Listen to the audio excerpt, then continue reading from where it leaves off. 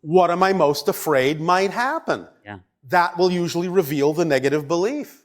And then you have something to work with and ask yourself, well, why do I believe that to be true? Why do I believe that it benefits me to hold on to that?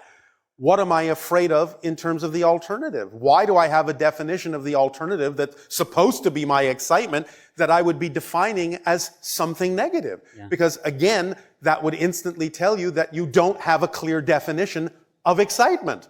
Because if you actually had a clear definition of your passion, you would understand that by definition, your passion cannot contain a negative experience. And when you say, well, I'm going to act on my passion, but if I do, something negative might happen, that's not a definition of your passion. It's a different definition that you're working with. So you have to be very clear and precise about your definitions. Yeah, thank you. And when you hear things come out of your mouth or thoughts go through your head that sound like facts, you have to stop yourself and catch yourself and remember they're not facts. They're just opinions, perspectives, and beliefs, and they can be changed. Yes? Yes. Because when people on your planet say, well, everyone knows how difficult that is, no, they don't. It's not a fact. It's a fact that you believe it, but it's not an empirical fact unto itself that things have to be a struggle. That's just an opinion, a perspective, and what you've been taught. It's a belief that you bought into as true. And that's all it is. And those things can always be changed. The only things that can't be changed are what we call the 5 laws, the only 5 facts we have ever found in existence. You exist, everything is here and now, the one is all, the all are one, what you put out is what you get back, and everything changes but the laws. That's it. Everything else is a perspective. Thank you. Does that help? It does. Thank you. I have a question about forgiveness. Forgiveness, yes. So when I decide I want to forgive someone, Yes. one method I reach for is imagining that they're doing the absolute best they can given their past and current circumstances. Yes, they are. Sort of All of you are. Yeah, like a forgive them, Father, they know what not they do kind of idea. Kind of. Kind of. Yes. But I notice that sometimes sets up in me a subtle like superiority of them, which is Well, then you have to examine things within you that you need to forgive within yourself. Yeah. Yes? Yes. I was going to ask, the question is, what is there a frame of reference I could use for forgiveness that wouldn't lead me down that path as much? Or is it just the one that you just said to forgive myself? Well, again, you understand that some people may simply never have been taught the tools they need to express themselves in a more positive way. So you can come from compassion in the same way that you don't really hold a child to blame or responsible for something that they don't understand how to do better. Yes? Yes. You teach them how to do it better. Now, it doesn't mean they have to choose it. Right. But the idea is that you need to be the shining example that will allow them to know that at least there's an option for how they could be living their life more joyfully by seeing that you're doing it. Because generally speaking, when you see empowered people, you want to know how they're empowered. And you will want to figure out how to do the same thing for yourself. So teaching them the instruction manual, how it works, will at least give them the option. They may still be holding on to beliefs that won't let them abide by it or use it to their advantage. But you've done what you can, and what they do with what you've taught them is none of your business. Right. I can have compassion for their experience and respect their choices. And absolutely respect their choices, because you don't know what their path actually is. No. And you don't know what they really might need to go through in order to have a greater appreciation when they finally do understand how to transform. Yeah. All you can do is give them some options and be on your way. Thank you. Does that help? That does. All right. And just imparting, what frequency are you reading in me? Right now, Yes. About 156,000 cycles per second. Thank you very much. You're My very welcome. unconditional love to you, Bashar. And you as well.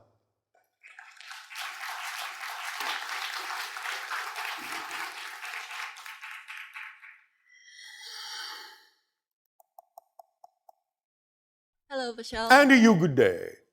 I have a 2 questions. Yes. One is about human death. Human death? Death. Yes. Yes. I'm What sorry. about it?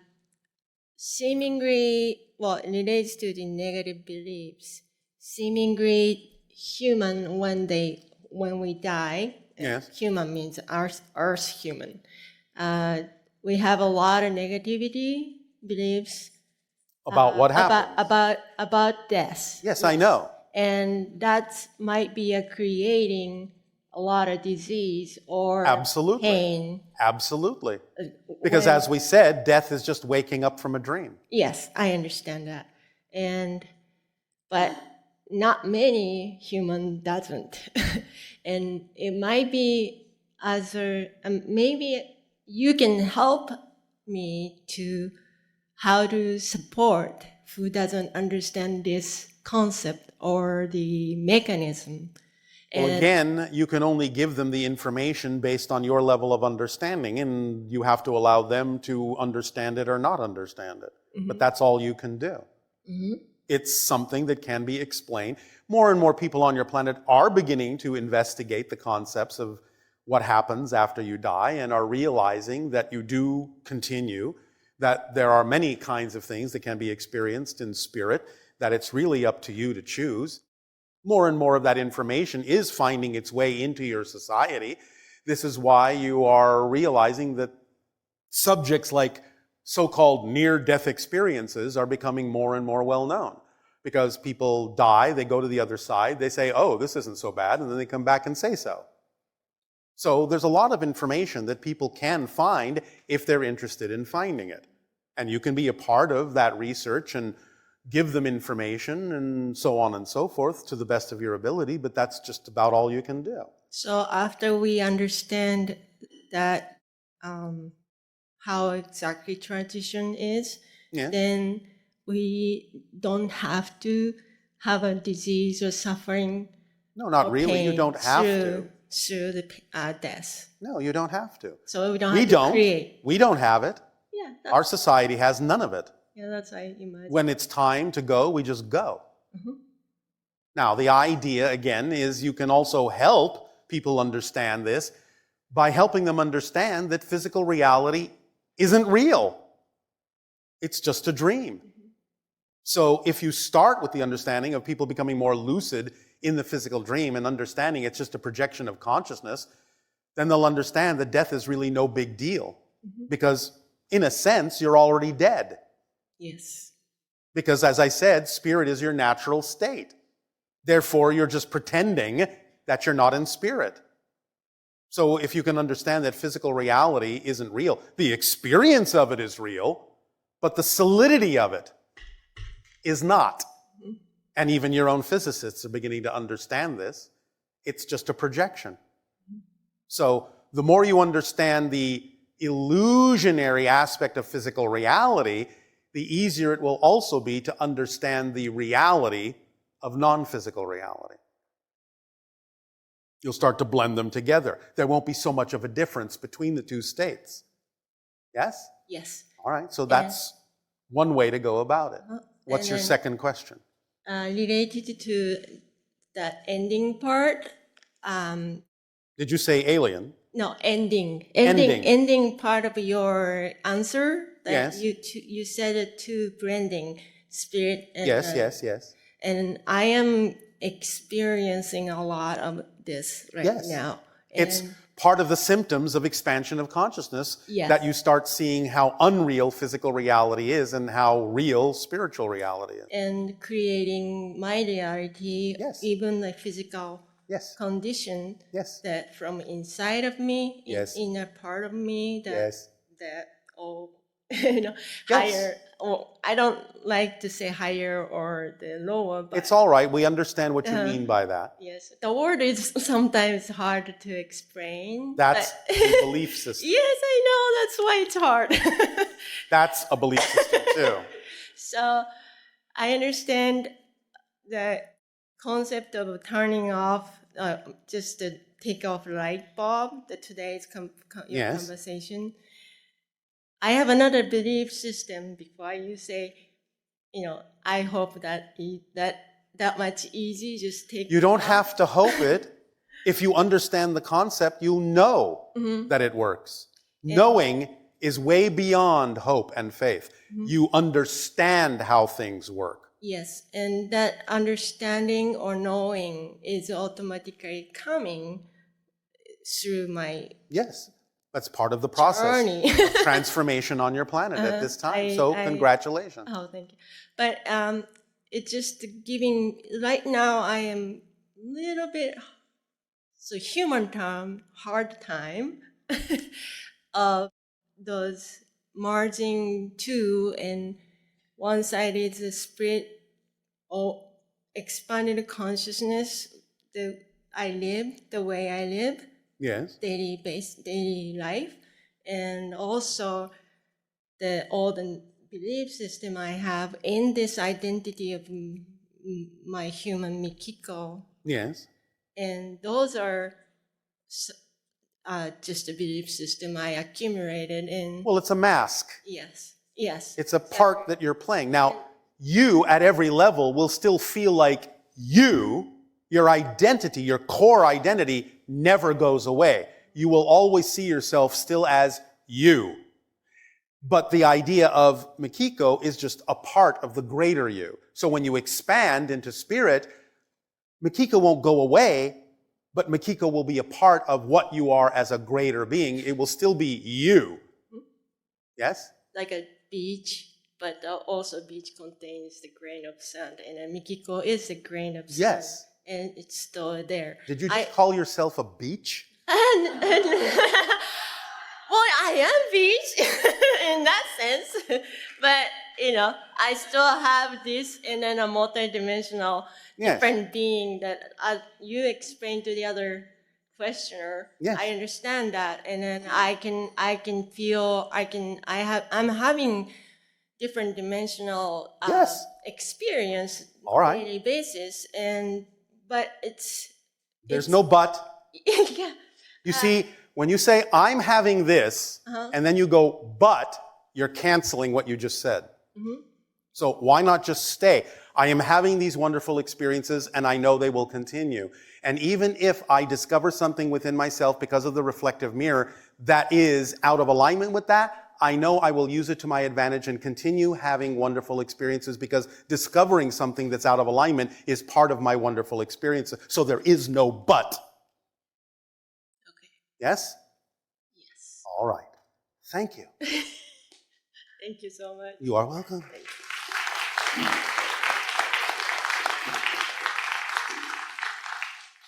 It's very important in these conversations to get you all off your butts. I want to first thank you. This is my first Bashar event. All right. Good day to you. Speak up and be bold so that all may hear what you have to say. Okay. My first question when I first wrote that down was I wanted to get move more towards my passion, or let me say what I felt was my life purpose. You explained that somewhat today, a little bit, where I think I got some of it, but Yes. the kit, can you just go over that just a little bit more, this whole kit thing that you were just referring to, the reflective ed, so I can get it clearly? Absolutely. Thank you. So the activation formula, as we said, is that you act on your passion to the best you can. In other words, that means whatever contains even just a little bit more excitement, attractiveness, curiosity than any other option at any given moment, you do that one first. With no assumption, no insistence on where you think it's supposed to lead or why it happened that way. That's the activation formula. You do it to the best of your ability till you can do it no further, till either you cannot take it any further or the excitement wanes, and that will be enough at that moment. When you keep doing that every moment with every option that comes along, no matter how simple or grand it may be, if it's always the one that contains more excitement than anything else, do that to the best you can with no insistence on the outcome. That activates all the tools in the kit. The first tool is the driving engine in your life. In other words, it moves you through life, because if it is your passion, you are so excited and so energized to do it, nothing else matters, and you just keep doing it. You follow me? I do. So it gives you the energy, it gives you the drive to do it, because it's the frequency of your true self. You're aligned with it. It gives you the energy. It flows through you. The second tool is synchronicity, which is the organizing principle of your life. It will bring you the information and circumstances and opportunities you need in the order in which you need to act on them by allowing them to contain more excitement than anything else so that you recognize it's the first thing to act on. At the end of the day, when you are excited about being tired and going to sleep, whatever you didn't get done that day, if you were following the organizing principle as best as you could, didn't need to be done that day. Okay. Because it completely organizes everything you need to do when you need to do it. It's all about timing, not time. The next tool is it becomes the path of least resistance. It allows you to flow more easily in life, effortlessly in those things. Yes, of course, there will always be challenges. Yes, you might be doing some physical work, but as you say on your own planet, a labor of love is no labor at all. You enjoy what you're doing. It enriches you. It inspires you. It gives you a sense of grounding. It allows you to feel tangible connection to physical reality that you do these things. But it's still the path of least resistance. Many times when people think, oh, well, I just want to go from here to here, the straightest possible path. If that's not your path, if that's not the path that's aligned with you, then a path that winds around like this all over the place, but is actually the path of least resistance, will actually be faster than the shorter one, because the shorter one, if it's not yours, will be full of resistance and slow you down.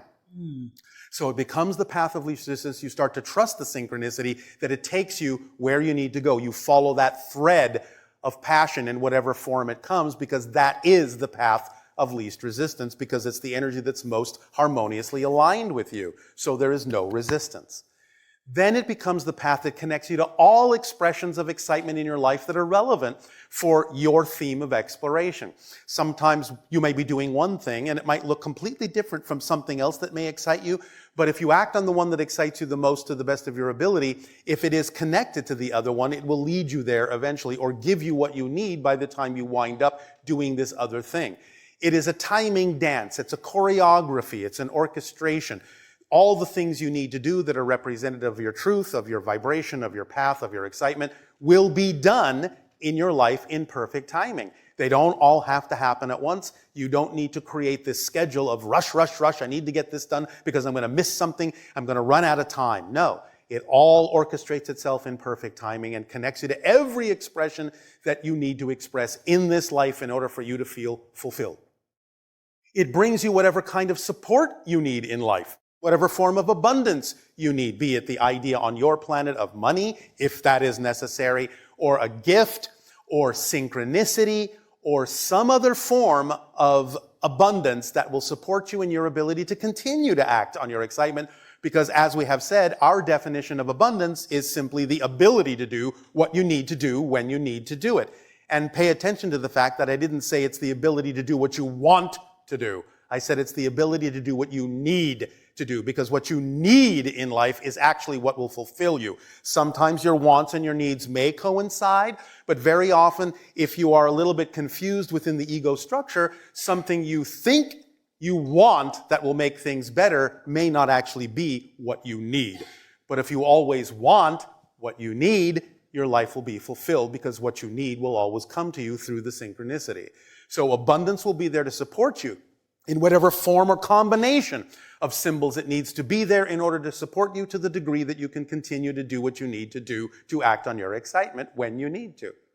Then there is the reflective mirror, as we said before, that always brings up, as you're traveling forward, something that says, wait a minute, you've gotten to a point now where your energy is such, on your higher vibration is such, that you can now handle me telling you that there is something within your belief system that's out of alignment with who you really prefer to be. So stop what you're doing, take a moment and realize that this is the most important thing you need to pay attention to right here and right now, because by paying attention to what that negative belief is that's out of alignment, finding out what it is, letting it go because it makes no sense, it doesn't serve you, is what will allow you to flow your energy through more positive belief systems and expand your ability to accelerate forward in your passion and in your excitement in life. And then the idea is that if you always remain in a positive state, knowing that everything happens for a reason, then even if something manifests that you don't neutrally, objectively prefer, if you use it in a positive state, you will be learning from it something that will serve you. You'll get a beneficial effect from it, and that will allow you to use what you don't prefer in a way that you do, remembering, as we said, that it doesn't really matter what happens, it only really matters what you do with what happens, and that's what makes all the difference, and that is the entire instruction manual. Does that help you? It does. Thank you. I appreciate it. You're welcome. One question. Yes. I'm finding that a lot of times in deep meditation, I am crying a lot. That's all right. Understand that every time you hold on to a negative belief, and a positive one, but this concerns the negative ones, Okay. because you are expressing yourself as a physical being, yes, you have a body that in your reality you say is made of chemicals, yes, atoms, molecules, chemistry, yes? Mm-hmm. Well, every time you have a particular belief that you're holding on to, you're rewiring your neurology in your brain to create paths for that belief to exist, but you're also creating chemical constituents, chemical representations of that belief in your body. So when you are finally willing to be in a state where you don't need those negative beliefs, where you're letting them go, how are they going to get out of your body? They wash out through your tears. I see. That's tears of release. You understand? I do. Because when you go into those states, you can't hold on to those chemical components that represent negative beliefs. There's no place for them. So they have to escape from your body. They will flow out through your tears. They can flow out through perspiration and other ways as well. But most common is they will flow out through your tears. Yes? Yes. Does that help you? It does. Thank you very much. You are so I very appreciate welcome. it. Okay.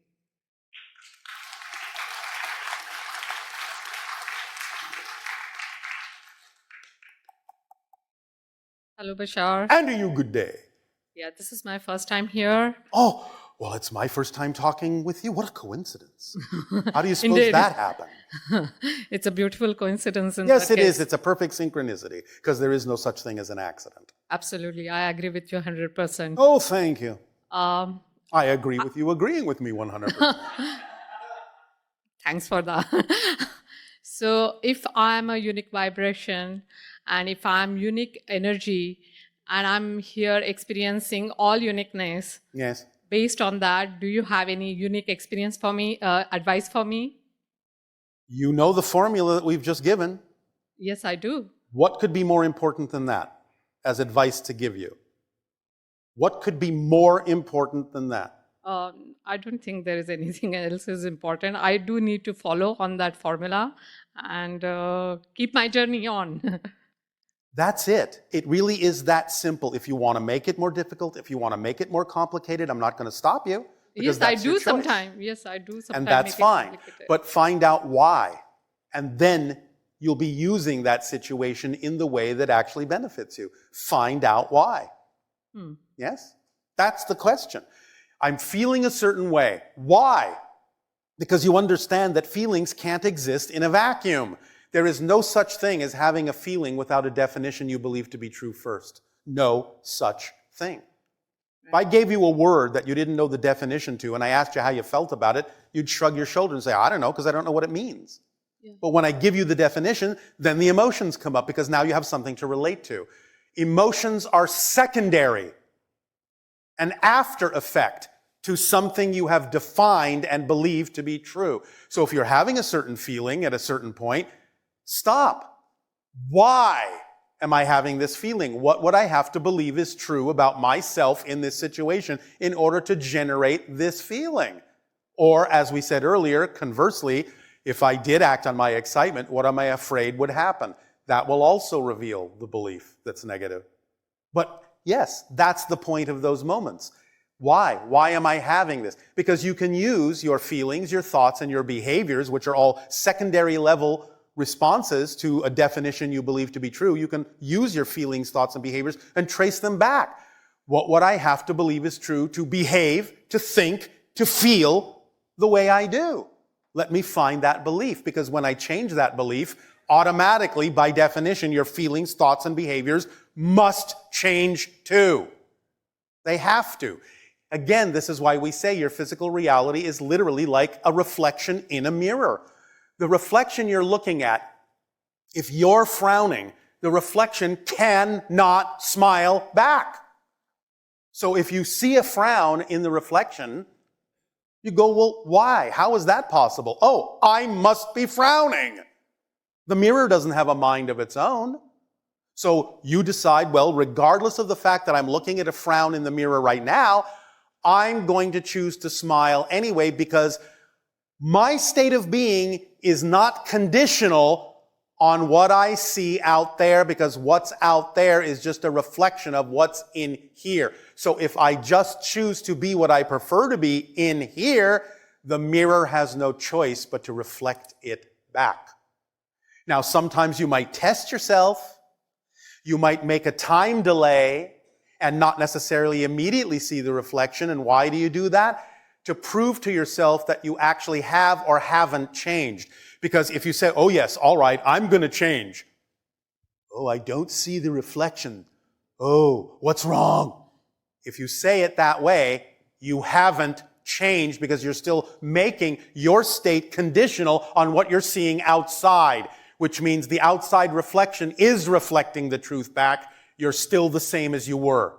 If you say, I am going to change because I don't care what's going on out there, because I know it doesn't matter what happens, it only matters what I do with what happens, then I'm going to choose to be this happy person, this joyful person, regardless of what I might be able to neutrally observe out there.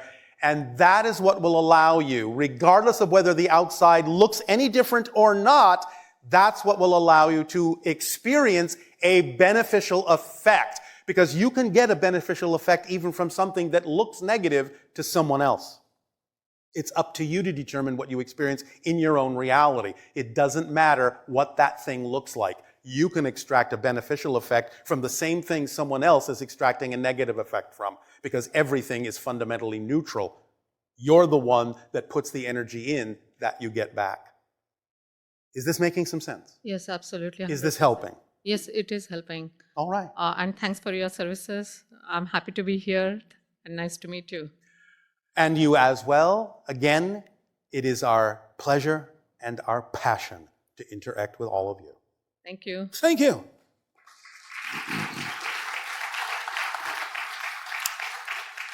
Or as I will say in my own ancient language, aveo, which literally means, even though you can use it as a thank you, aveo means literally in service. You have done me a service, so I am in service to you. Aveo, in service. Hello, Bashar. I know How are you. Good day. Thank you. How are you? Perfect. And you? I'm good. Thank you. Oh, all right. Speak up. Speak up. Okay, so I have two questions. The first Yes. question, I thought I'm going to ask a general question, but then I realized it probably doesn't make sense, so I'm making it personal. Up to you. Do I have a free will? Of Or course you is have a it- free will. If you didn't have a free will, you couldn't ask the question, do I have a free will? Is it limited by something? It is limited by your choices of what you call your own self-chosen destiny. I'll put it to you by this analogy. And again, this is a linear framework. It's a linear explanation. Understand, as we have said, everything exists all at once, but the explanation might be easier to understand when put in a linear space-time framework, all right? Okay. So, let's say you're in spirit and you're deciding you're going to have a physical life. Yes? You with me so far? Yes. So you're going to explore certain kinds of concepts. You're going to explore a certain theme of transformation. You set up that general theme ahead of time.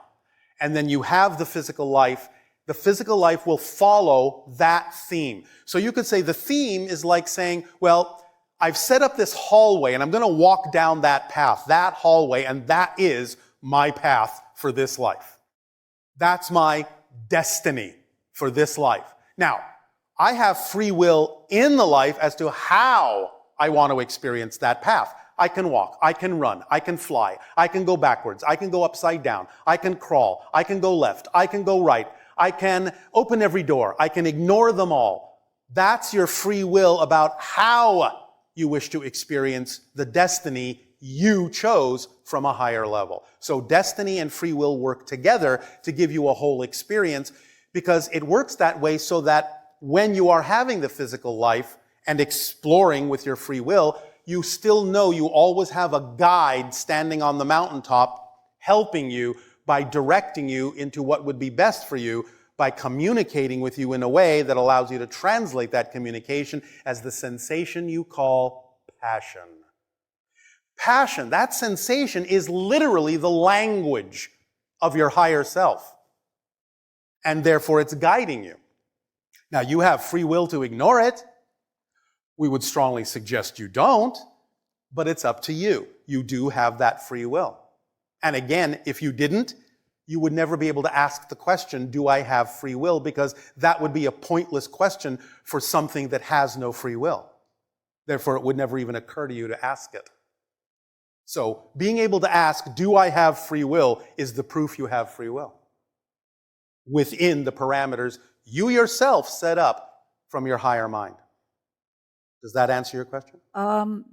In a way, it answers my question, but my leading from this question would be, okay, that's in the parameters of my physical life. What about beyond my physical life? Well, beyond your physical life, the parameters aren't quite the same. They're more expanded. So you have different things that you can choose to experience that are simply not relevant for the physical reality. Okay, So what you're choosing will always be relevant for the reality you're experiencing, because what would be the point of it being irrelevant? But when you go to different levels, there are different choices because you're expanding. Yes? So my free will depend on the level of my being. What you can do with your free will depends on the level you're at, yes. Okay. Does that help? Yes, All it right. does. Okay, my second question would be, why do we have fear? Why do we experience fear? Is it to protect us or is it to limit us? It can be to protect you, and it can act as a limitation, but it can act as a limitation to also help you transform things. In other words, you can look at fear as a messenger, getting your attention. Hey, there's something in you that is out of alignment. There's a belief you're holding on to that doesn't work for you. I'm bringing it to your attention through the expression you call fear, because fear is just your own energy being filtered through a negative belief. Remember the negative light bulb? It's just your energy. So you're just feeling your energy being out of alignment. That's what fear is. Oh, something's out of alignment here. That's what fear is. If you pay attention to it right away, then you can say, oh, all right, well, thank you for bringing my attention to something. I'll pay attention to it and let it go if it doesn't serve me. So then fear goes on its way because it's served its purpose. Ignoring it, wishing it would go away without exploring why it's there, is what makes it get louder and louder and louder and louder until you're finally terrified and have to look at it. Otherwise, you'll just die if you don't. So it can serve you that way. Now, of course, there are different expressions and different kinds of fear, because you want to remain for a certain period of time in physical reality. So, of course, there will be the idea of survival instinct, which can contain an expression of the idea of fear that is the expression that protects your physical survival, but that's not the same thing that we're talking about here. There are different kinds and ways in which fear can be used to your advantage or your disadvantage. Yes? Does that help? So basically, we don't have to experience extreme fear. A certain level of fear is okay when it pertains to our survival, but not Yes. beyond that. And in time, when you get used to that, it may not even feel like fear anymore at all. It'll just be kind of a, ooh, something doesn't quite fit. And then you'll be willing to immediately explore what that is, and it'll never have to actually escalate to the level that you recognize as fear, because you're willing to pay attention. Okay. Simple, yeah? Yes, very simple. Does that help? It's very helpful. Thank you very much. You're very welcome. Thank you.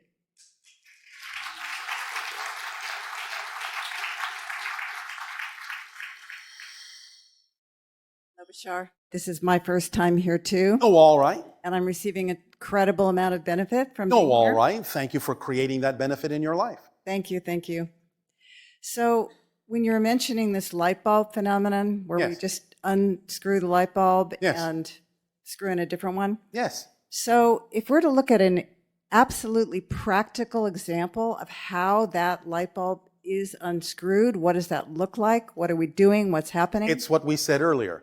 You are finding out what the actual definition is. In other words, you're looking to see what kind of a light bulb you bought.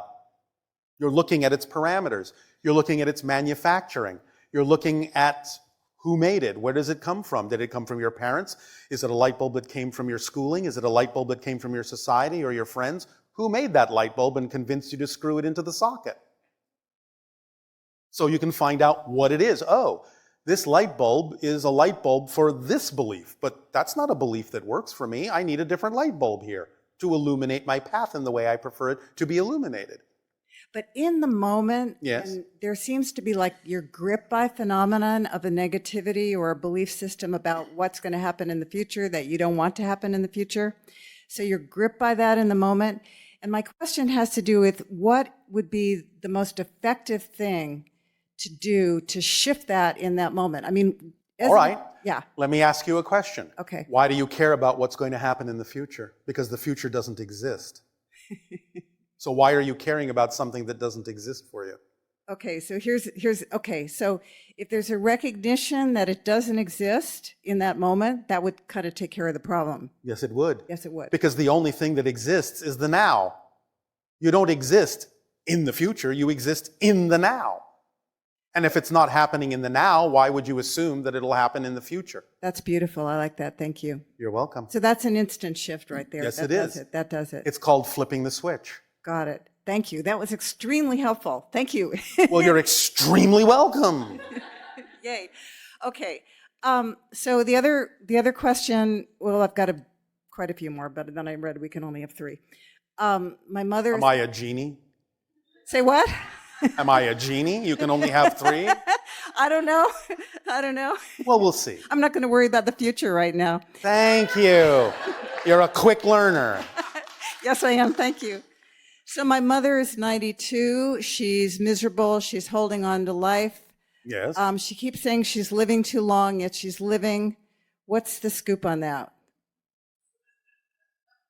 Why she doesn't want to be in a body? She's in the body. Yes. Well, then she must be sticking around for some reason. Yeah, right. That's what I'm asking you. Why? Well, you have to ask her. If you're so miserable and you want to leave, why are you sticking around?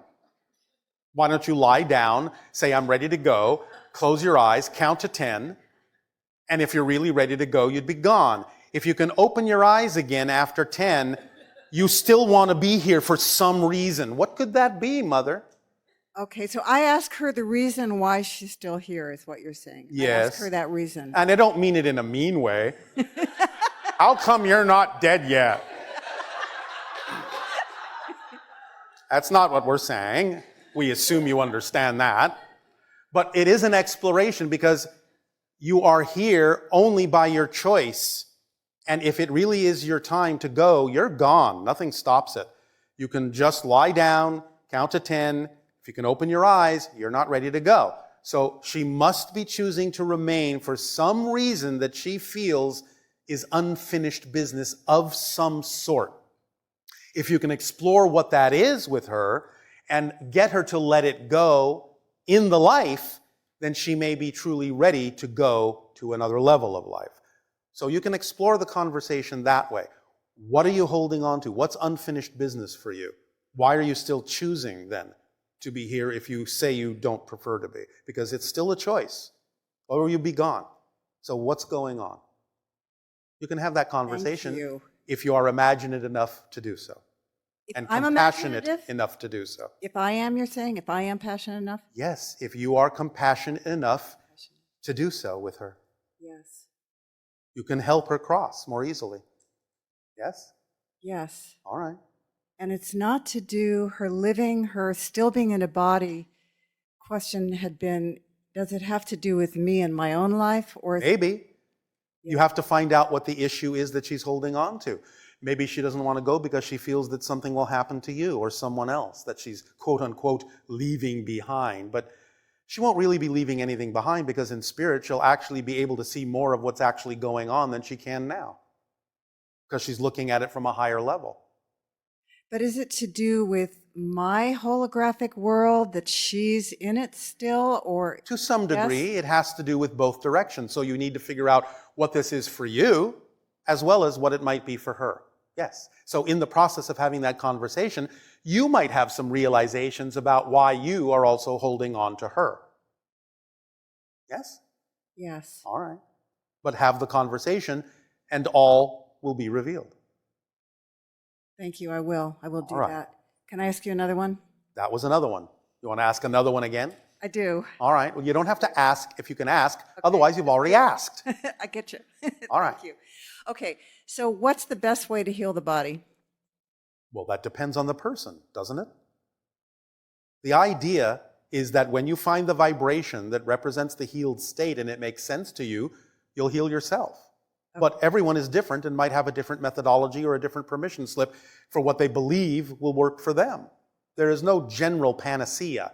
There might be some generalities that work for many of you because it might be part of the collective agreement, but everyone will have something different about that experience. So you have to find out what works for that particular individual.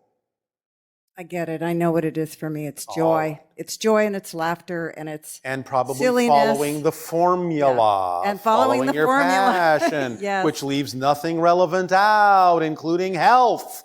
Yes. Yes, follow the formula, follow your passion. It leaves nothing out except that health thing. It leaves that out. It leaves nothing out. Nothing out. Got it. I totally did get it. Thank you. Thank you. Thank you. Thank you. You're welcome. You're Very welcome. excited. You're welcome. You're welcome. What star did I come from in the last? I mean, when I came here, I came. You didn't come from a star. You Okay. may have connections to other realities that are around other stars, but you were born on Earth. Yes? Yes, I was. Then born there in- you go. Okay. You come from the star Sol, which is why you call it the solar system. Okay. That's the name of your star. Did you know that? Your star has a name. It's called Sol. S-O-L. Sol. Yes? I didn't know that. Many of you don't know the name of your own star, for goodness sakes. You live in that solar system, don't know the name of your own star. Oh my God, my bad. So Bashar, I've got this crazy stuff going on at night. It's like I don't really sleep. I listen to like you all night. I listen to other star people all night. You know, this kind of stuff, and it goes on and on and on. And it's been going on for like 2 years. And So what? I don't know. Like Do you what? feel rested? No, not really. Maybe you're not following your natural biological cycle of sleeping when you actually need to, no matter what time of day it is, and being awake when you need to, no matter what time of night it is. Maybe you're following societal's idea of when you should be asleep and awake, and by following your own natural biological cycle, you might be more refreshed. How about that idea? I love that idea. Thank you. Then there you go. It Pleasant shifted for me dreams. just as you said it. Thank you. It totally did. Thank you. Thank you. Thank you. Thank you. Thank you. Thank you.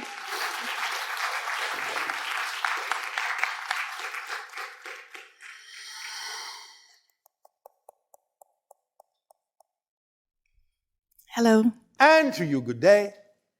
So earlier you said anything you experience internally is your energy. Yes. And about 3 years ago, I started getting what I would say getting rocked energetically, Yes. moving my body.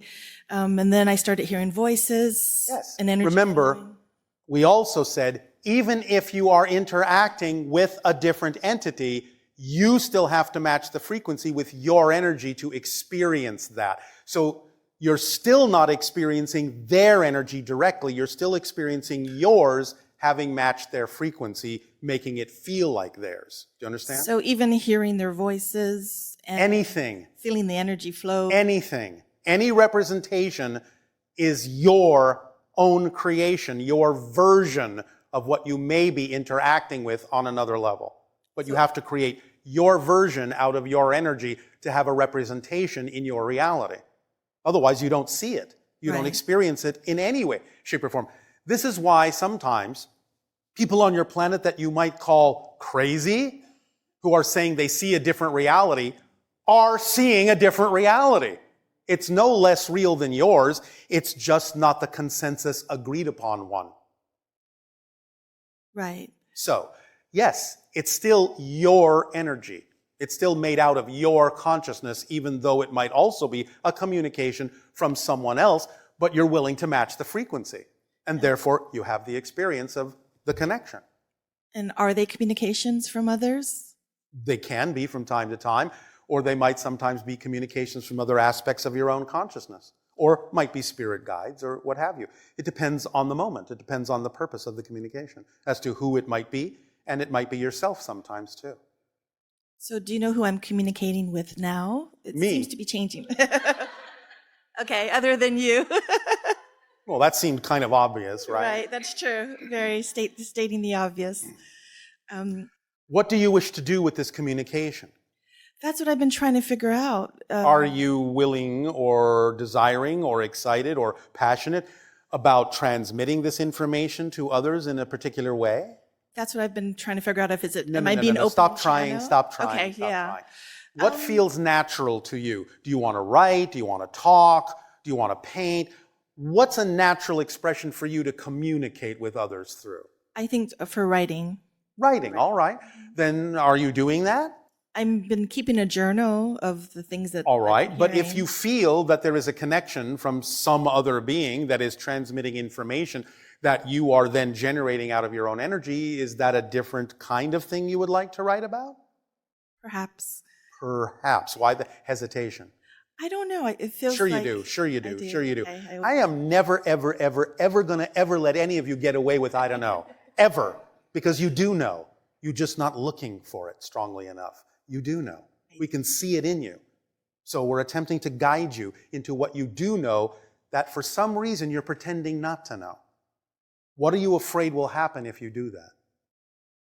that I don't know if the information is correct or that I can trust Ah, it. that's a big one on your planet.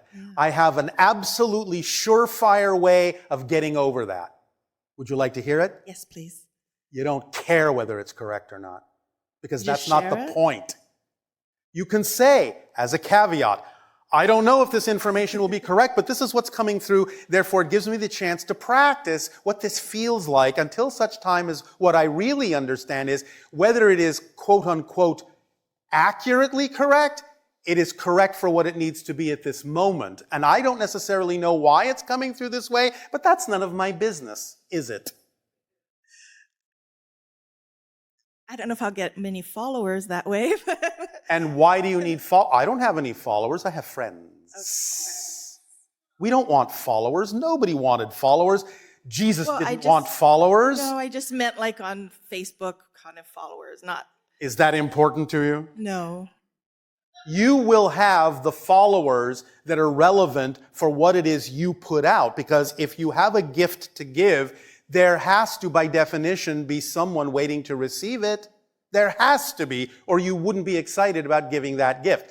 This goes back to the analogy we've used now and then called the one-sided coin. There's no such thing as a one-sided coin. If you have the head, the tail's there on the other side, or there is no coin.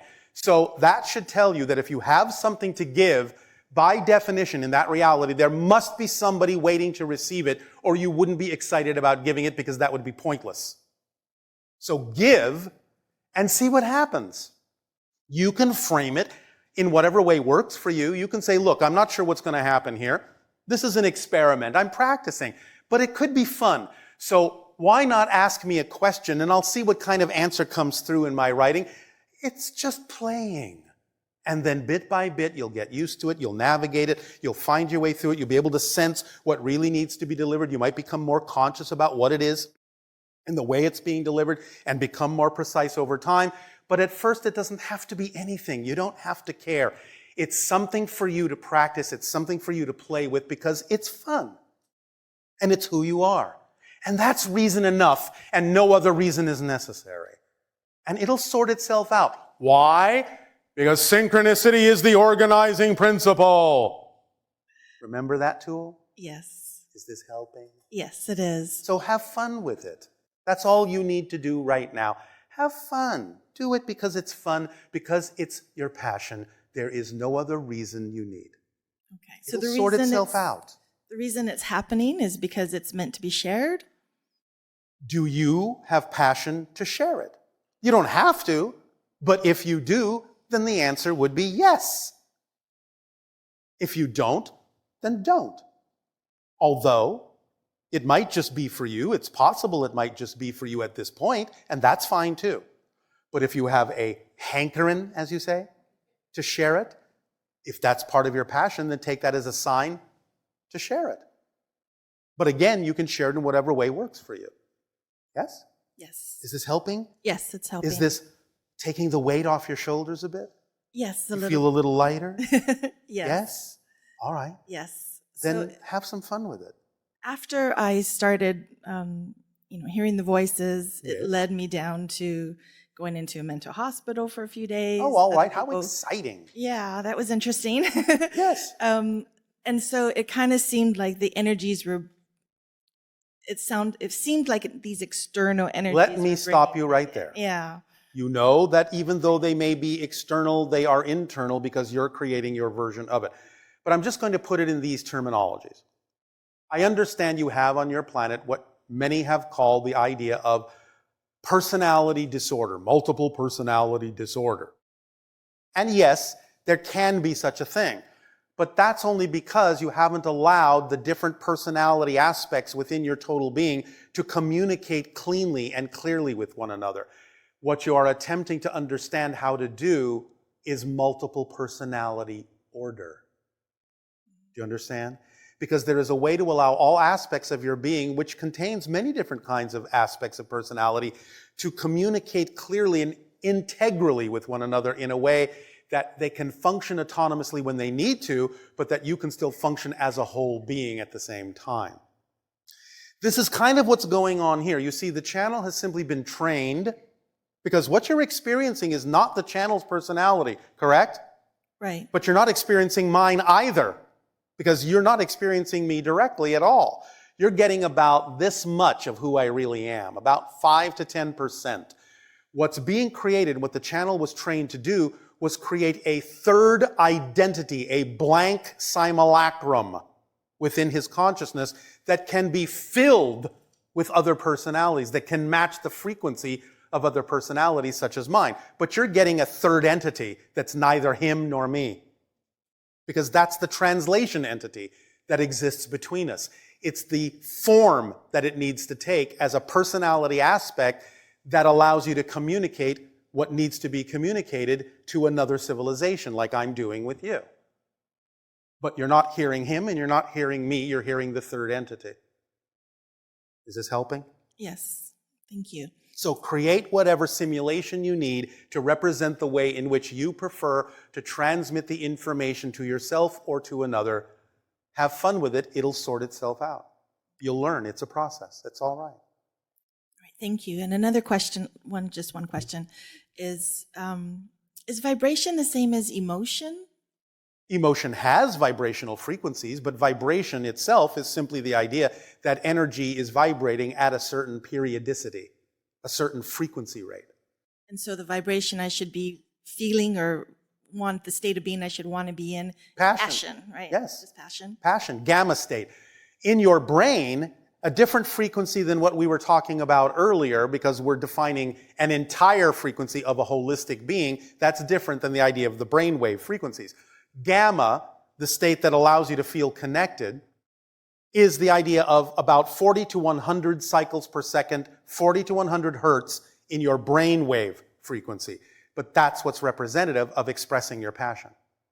So when you express your passion, you automatically go into gamma, and you make more connections and more associations, and you synthesize and process information in a different way, in a more holistic way. So when you do your passion, you're automatically in gamma. You're automatically channeling. That's the channeling state. Yes? All right. Thank you. You're welcome.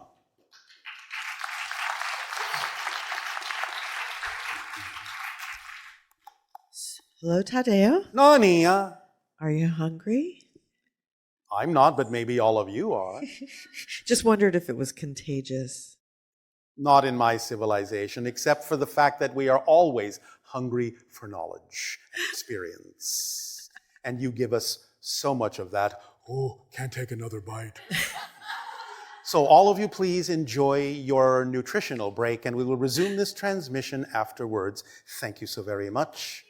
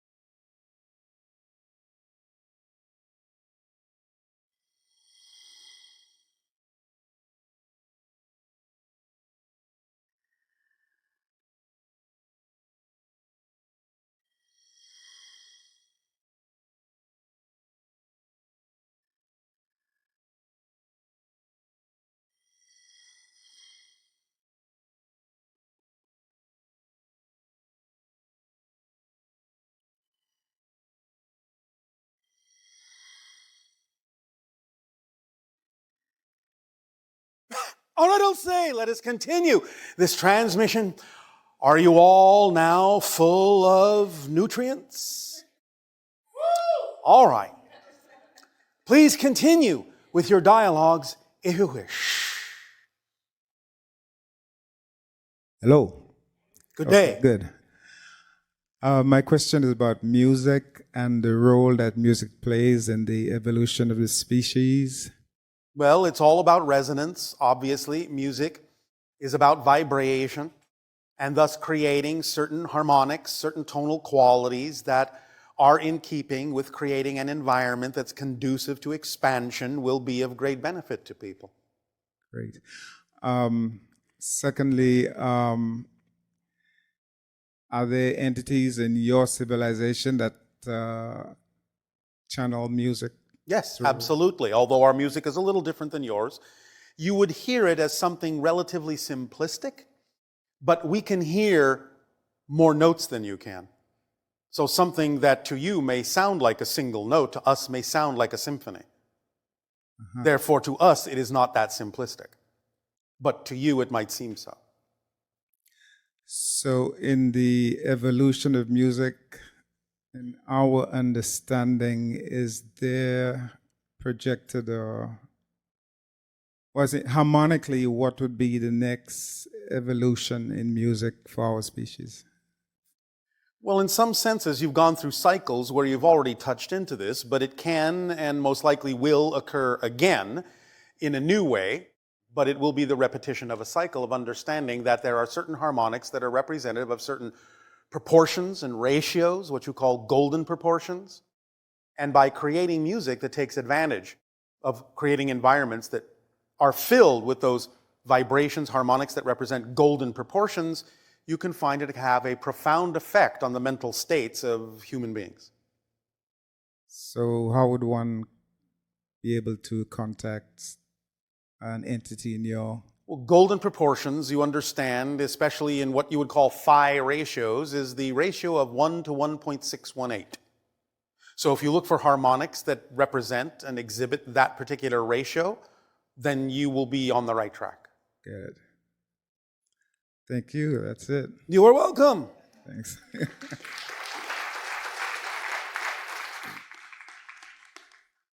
Good day, Bashar. And you good day. My passion is working with flower essences. Working with Flower essences? flower essences. Do you know what those are? We understand. I was wondering if you understand them enough to help me understand the mechanics of how they work. I consider them more, people say they're vibrational medicine. I think they're more consciousness medicine. And I have an idea about how they work with people. It's almost like they put the flower's consciousness gets into people's consciousness field and helps adjust the program like a computer. Vibrationally, yes. But there is also a molecular component, of course. And the idea is that those molecular structures of the essences dovetail with other kinds of molecular structures chemically in your body to allow there to be a reinforcement of the vibration in physical terms for such things perhaps as relaxation or intuition or what you may wish to generate.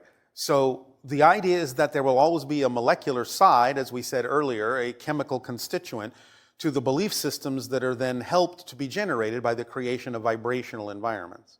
Yes? Yes. When they're made, Yes. it's, from what I understand, there's nothing from like a constituent level that could be discerned when they're broken apart. So I'm a little confused when the idea is that a vibration, a frequency may remain. Of course, depends upon the methodology utilized and the intention of the individuals involved in the creation of those substances in that way. But because there was a molecular structure to begin with, then in what remains, there will always be some representation of that molecular structure, even if it is a pattern generated in the new substance, such as water. Okay. Does that make sense? Yes. All right. Thank you. And I had a second question, but you answered it in the opening dialogue. And I wanted to thank how you phrased it was very empowering how you talked about how things are a reflection of us, that we have the power, as opposed to, my question was one where it made me feel like the victim. And it was very refreshing to hear your dialogue. I wanted to thank you for that. You're welcome. It all starts and ends with you. Thank you. Thank you.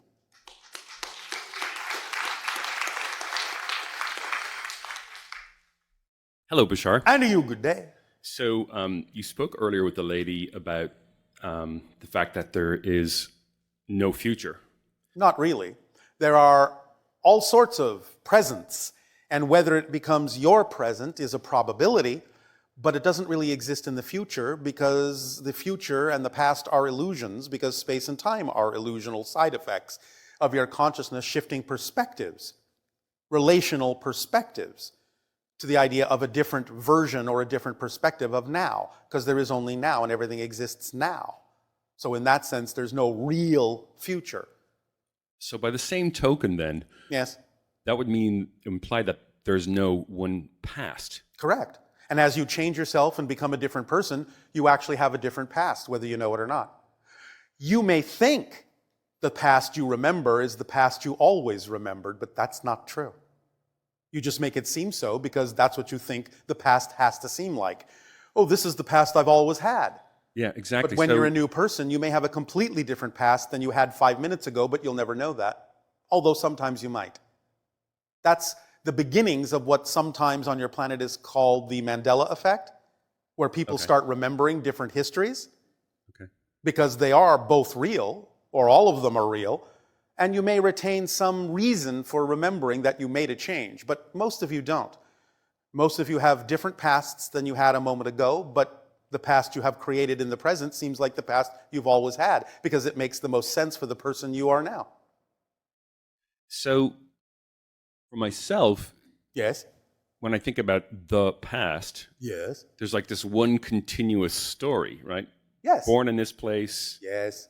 X number of brothers and sisters, Yes. grew up, school. It's And like you this may- one story. You How may do you get off it? recreate some of the same elements in the new story, in the new past, but some of them may be very different. But you're still recreating it in the present. So Remember, can you- you're saying, I'm thinking of the past, but when are you doing that? You're doing that in the present. So can you edit the past? You do, that's what I'm saying. Every time you change yourself, you edit the past. You create a new past. You rearrange the elements as befits the person that you deem yourself to be now. So I'm thinking, if somebody wanted to change their past, maybe Do it all the time. Okay.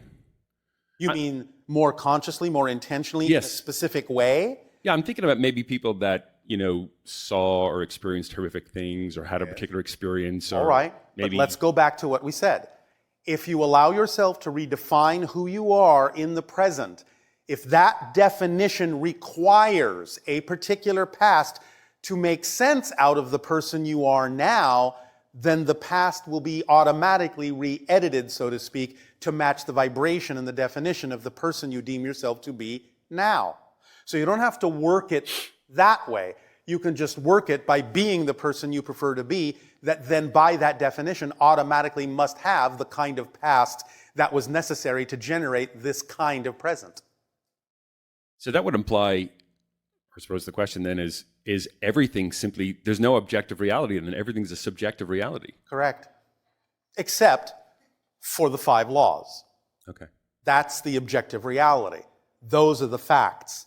Everything else is a perspective, a belief, an opinion. So this actually kind of sounds like it could be a useful tool, so to speak. Of course. So could you give us a practical example of how somebody might use it to very good effect? Well, as I said, the effect is in determining who you are in the present. Okay. In other words, you're thinking cause and effect.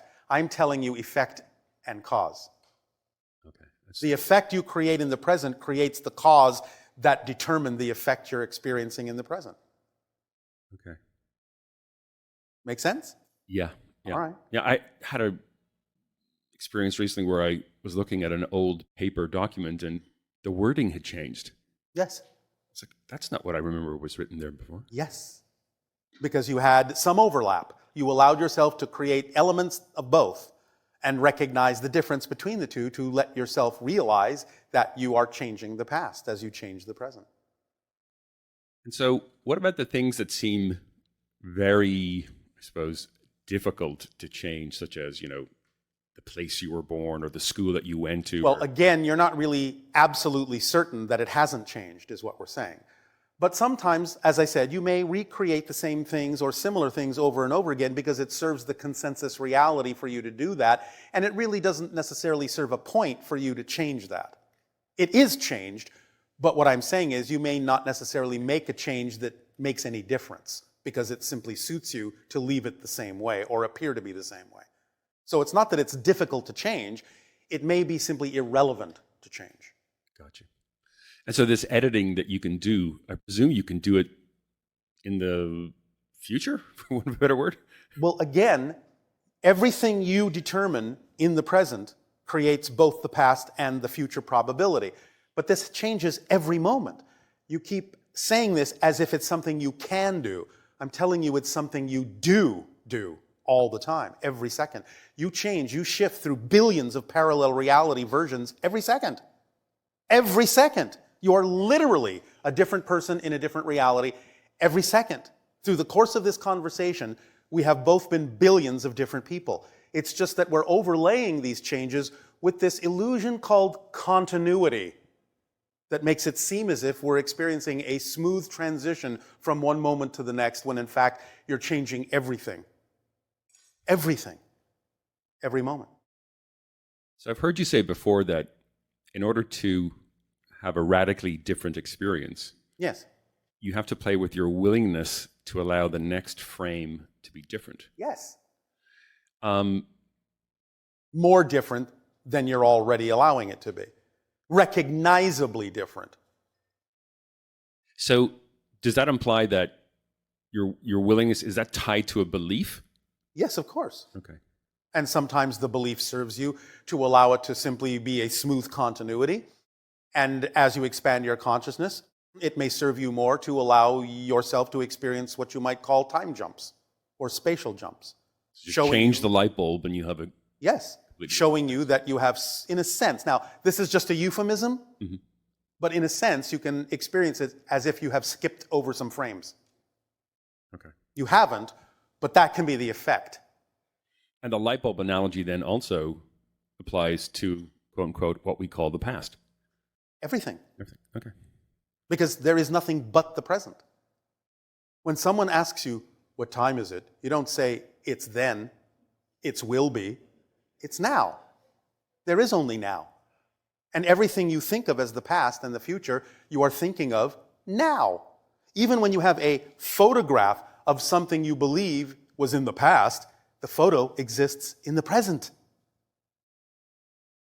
So similarly, then we're also accessing our memories in the now. Memories are created in the present. They're created in the present. Yes. Okay. Everything in the present is created in the present, including what you call memories. It's just your way of interpreting connections in a space-time framework. From a space-time perspective, you just call them memories, but they're all present connections.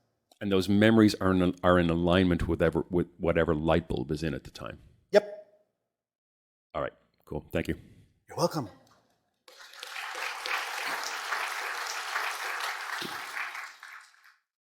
Shivai. And to you.